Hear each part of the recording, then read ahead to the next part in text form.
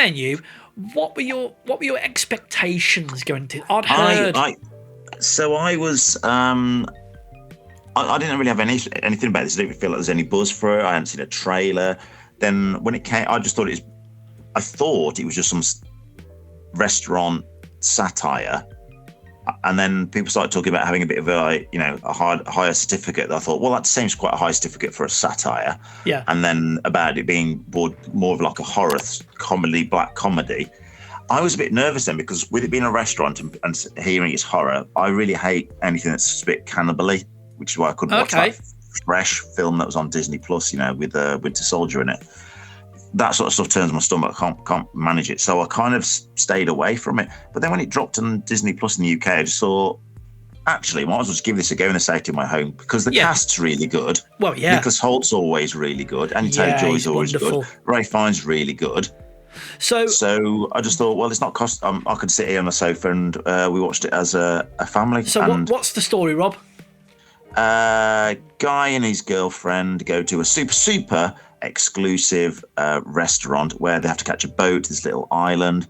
Everything's done in it's like tiny courses at like 12 courses of strange little things. A little bit of paint on a plate, isn't it? Yeah. I don't know if Heston Blumenthal's famous worldwide, but it's massive in the UK, isn't it? Just doing these weird things, isn't it? Where they're just taking after dinner mint and blend it down and turn it into something the size on of a. And listen to the sound of the sea while you eat. While you lick it, but you're not allowed to eat the whole after 8 dinner mint. You're only allowed to lick one side and then take it away again, and then bring you something else, which is like a drink, but it's actually the tears of a blue tit or something. Yeah, and it's completely pretentious restaurant.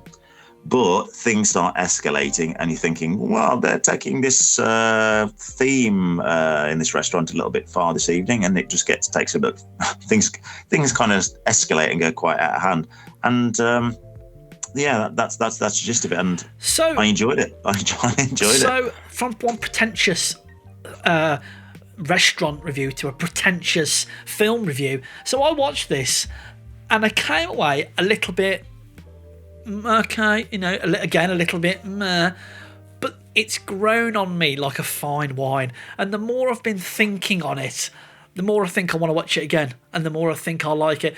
I think I was expecting either something a bit smarter, like Ready or Not.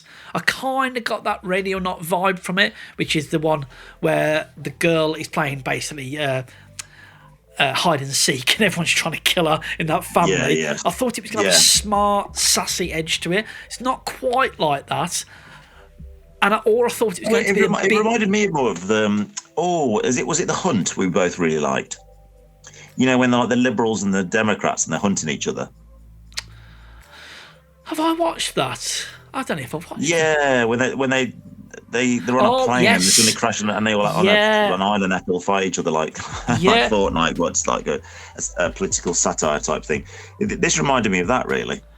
So it wasn't. And what I did like was you would have the film is set up in different scenes, if you will, and you'd have the entree and you'd have a picture of some beautifully prepared food, and it went on. I mean, it really was a piss take, wasn't it, of that pretentious dining experience.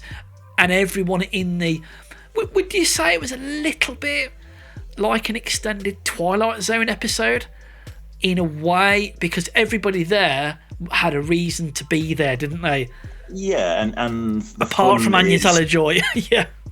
Is just working out, it's more like working out, well, who is she then? And why is he there? And as things start escalating, you start thinking, well, what's the thing that makes that person, well, not deserve to die, but for you to... they've all got something where you just think, this is the grievance that the owner has with them. Yeah. And so you start to thinking, well, actually, who's going to be the survivor? Who's going to be the hero? Because what have they got? What's different about them than the other characters? So for me, it was like it worked like a Glass Onion style murder mystery. But I'm just interested to see what all the different characters, the sort of backgrounds and connections are. So that sort of stayed with me. That was good. And I like the fact. Annie Taylor-Joy's the biggest star, so I kind of thought, she's fabulous, isn't she? I guess there's going to be something important about her. I figured, but all the rest, there's no other massive stars that you think, well, any of these could be, dead in the next 5 minutes. No. Ray Fiennes I thought was good because he starts off fairly unusual, shall we say? Yeah, it's a bit smarmy and a bit odd. Yeah, and he ramps it up to like, you know, super extreme. It was really good actually, and I say I've been thinking about it more, and it's been rolling around inside my head, and I did enjoy it probably more than I gave it credit for in its sort of first viewing. Are we going to talk spoilers, Rob? No. Right, we're not going to talk spoilers. I thought the ending was very clever. I liked what they did, how they did. I think there's a lot more.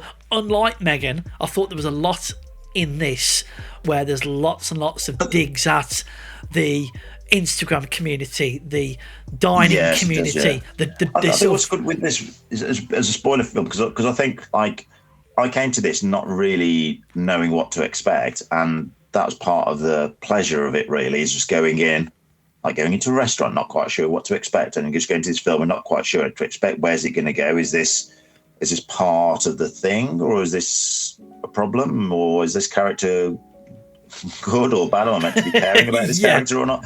Am I meant to be cheering along this bad guy? Is he a bad guy? And I'm not quite sure what's going on. Keeps you on your toes. Actually, it really, really held my attention. I really enjoyed it. I could see some people in my family that were watching. They were a little bit. That was a bit odd. This is a bit weird. Where's this going? But that's what I was enjoying. It was like I don't know where this is going. It's great. I would have liked it to have been a little bit more weird, to be fair, but I liked it a lot. I think it was a good film. Would you recommend? Do you think it's too scary, gory? I don't think it is. I think there's just the odd moment, isn't there? Yeah, there's a few. Yeah, there's a couple of moments thinking about it now, which are a bit sort of whoa. The angel bit, which will refer to the bit with the guy with the angel wings scene, if you remember that. Yes. There's some bits in it which are, a little nothing major, nothing that's like going to be cover your granny's eyes for that bit. Yeah. I watched it with a 15-year-old, and she was fine with it. Yeah. Go on, Rob. How many courses of dinner would you give this one out of 10? I'd give this review a 8 Michelin stars out of 10. Very good. No, I'd agree with that. Yeah, it was good. If you've enjoyed watching this video, please click subscribe.